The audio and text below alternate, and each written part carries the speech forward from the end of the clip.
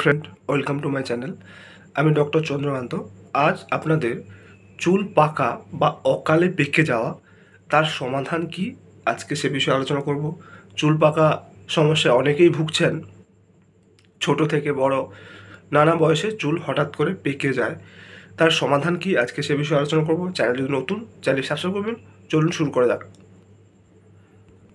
তো চুল পাকার সমাধানের জন্য কিছু বিষয়ের উপর গুরুত্ব দিতে হবে, যেমন প্রাকৃতিক প্রতিকার, খাদ্যাভ্যাসগত পরিবর্তন, মানসিক চাপ মেনটেন করা। এছাড়াও জেনেটিক্স একটা গুরুত্বপূর্ণ ভূমিকা পালন করে।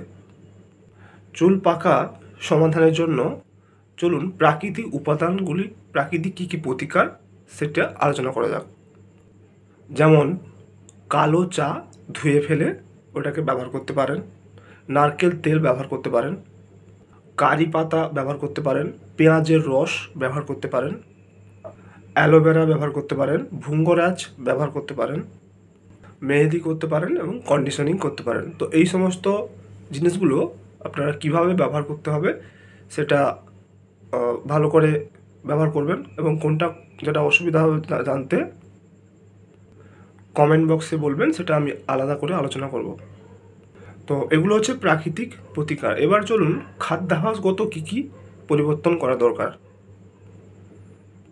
বায়োটিন মানে ভিটামিন B7, ভিটামিন B12, তামা, এছাড়াও সুষম খাদ্যাভ্যাস বা ব্যালেন্স ডায়েট, এছাড়াও মেলানিন সমৃদ্ধ খাবার যেমন টমেটো, সবুজ শাকসবজি, ডার্ক চকলেট, মসুর ডাল, বাদাম এবং মাছের মতো খাবার যেগুলো মেলানিন বাড়াতে সাহায্য করে।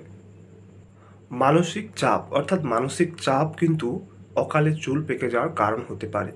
তাই মানসিক চাপ, দৈনন্দিন জীবনে মানসিক চাপ মেনটেন করার চেষ্টা করুন। মানসিক চাপ, অতিরিক্ত চাপ নেবেন না, সেটা মেনটেন করার চেষ্টা করতে হবে। এছাড়াও চুল পেকে যাওয়ার কারণ জিনগত হতে পারে, অর্থাৎ বংশগত হতে পারে।